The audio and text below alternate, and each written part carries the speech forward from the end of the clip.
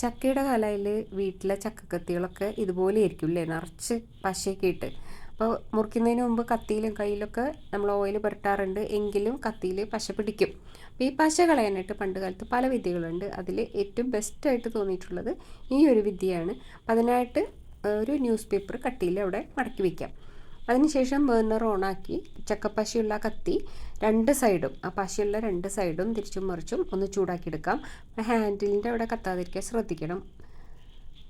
അപ്പം നന്നായി ചൂടാകുമ്പോൾ പശ ഉരുകി ഇങ്ങനെ പതഞ്ഞ് വരും. അപ്പോൾ ഈ കട്ടിയുള്ള ന്യൂസ് പേപ്പറിൻ്റെ ഉള്ളിൽ വെച്ചിട്ട് ഇതുപോലെ ഒന്ന് വലിച്ചെടുക്കാം. ഇപ്പോൾ ഒരുവിധം പശയൊക്കെ പോയിട്ടുണ്ടാവും. ഇനി ന്യൂസ് പേപ്പറിൻ്റെ വേറെ പശ ആവാത്തൊരു സൈഡ് വെച്ചിട്ട് ബാക്കിയുള്ള പശയും കൂടെ കളഞ്ഞെടുക്കാം.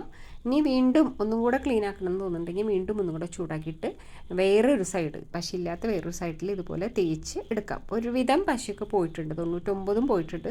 ഇനി ഒരു അല്പം പശ ആ ഹാൻഡിലിൻ്റെ ആ ഭാഗത്തുണ്ടാവും. അത് കളയാനായിട്ട് അല്പം ഓയിൽ പുരട്ടി നന്നായിട്ട് ഹാൻഡിലൊക്കെ പുരട്ടി പിന്നെ സോപ്പ് തേച്ച് കഴുകിയെടുക്കാം.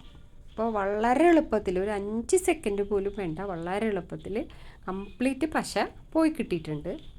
പിന്നെ ഈ ചക്ക മുറിക്കുമ്പോൾ കത്തിയിൽ പശയായാലും പേടിക്കേണ്ട, വളരെ എളുപ്പത്തിൽ ഇങ്ങനെ ക്ലീൻ ചെയ്തെടുക്കാം. ചക്കക്കാലം കഴിയാറായി എങ്കിലും ഉള്ളവർ ഇതുപോലെ ചെയ്ത് നോക്കിക്കോളൂ.